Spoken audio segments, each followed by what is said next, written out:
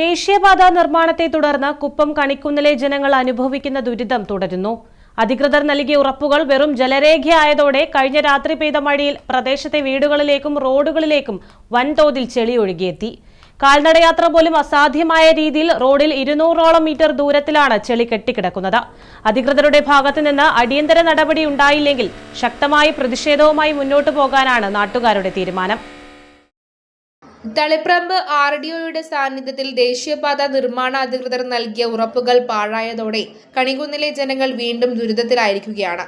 കഴിഞ്ഞ ദിവസം രാത്രി പെയ്ത കനത്ത മഴയിൽ നിർമ്മാണ പ്രദേശത്തു നിന്നുള്ള മണ്ണും ചെളിയും വൻതോതിൽ ജനവാസ മേഖലയിലേക്ക് ഒഴുകിയെത്തി. കഴിഞ്ഞ ആഴ്ച മഴ പെയ്തപ്പോഴും സമാനമായ രീതിയിൽ പ്രദേശം ഒറ്റപ്പെട്ടിരുന്നു. സോമേശ്വരത്ത് നിന്ന് പുളിമ്പറമ്പിലേക്കുള്ള റോഡ് മുറിച്ചാണ് ദേശീയപാത കടന്നു പോകുന്നത്.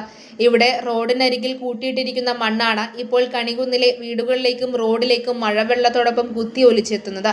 ദുരവസ്ഥ കാരണം പ്രദേശവാസികൾക്ക് വീട്ടിൽ നിന്നും പുറത്തിറങ്ങാൻ പോലും പറ്റാത്ത അവസ്ഥയാണ്.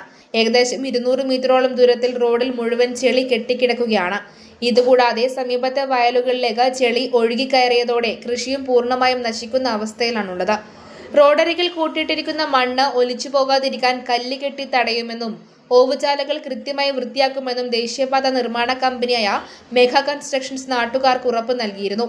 ഈ ഉറപ്പിനെ തുടർന്നാണ് RDO ഓഫീസിലേക്ക് നടത്താനിരുന്ന പ്രതിഷേധ മാർച്ച് നാട്ടുകാർ പിൻവലിച്ചത്. എന്നാൽ ഈ വാഗ്ദാനങ്ങളൊന്നും കമ്പനി പാലിച്ചില്ലെന്ന് നാട്ടുകാർ ആരോപിക്കുന്നു. കഴിഞ്ഞ ദിവസങ്ങളിലുണ്ടായ പ്രശ്നങ്ങൾ ഇന്നും പരിഹാരം കാണാൻ പറ്റിയിട്ടില്ല. പിന്നെ വർക്ക് ചെറുങ്ങനെ ചെയ്യുന്നുണ്ട്. പക്ഷേ ഈ ഒരു ചെറിയ JCB കൊണ്ടുവന്നിട്ട് ഇറ്റാച്ചി കൊണ്ടുവന്നിട്ടാണ് തോട് വൃത്തിയാക്കുന്നത്. പക്ഷേ ഇതൊന്നും എത്ര ശാശ്വതമായിട്ട് പരിഹരിക്കാൻ പറ്റുന്നില്ല. ഇപ്പോൾ ഇന്നലെ വന്ന മഴക്ക് വീടിൻ്റെ ഉള്ളിലോളം ചളി കയറി. ഈ വണ്ടി പോലും പുറത്തിറക്കാൻ പറ്റുന്നില്ല, നടന്നു പോകാൻ പറ്റുന്നില്ല, അങ്ങനെയുള്ള അവസ്ഥയിലല്ലേ. അപ്പോൾ അതിനിടയ്ക്ക് ഇവിടെ ജപ്പാൻ വെള്ളം പൊട്ടിയിട്ട് അതും വെള്ളം ചളിയും കൂടുതലായിട്ട് ബുദ്ധിമുട്ട് അനുഭവിക്കുന്നു. ഇവർ പ്രശ്നങ്ങൾ പരിഹരിക്കാൻ നോക്കുന്നുണ്ട്. പക്ഷേങ്കിൽ നല്ല നല്ലയാണ് നീങ്ങുന്നുണ്ട് പണിയെല്ലാം. അതുകൊണ്ട് മഴ പെയ്ത് കഴിഞ്ഞാൽ പിന്നെ ഒന്നും ചെയ്യാൻ പറ്റാത്ത അവസ്ഥയായിരിക്കും.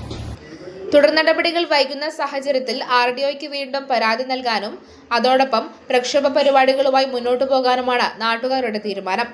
News bureau, Taliparamba.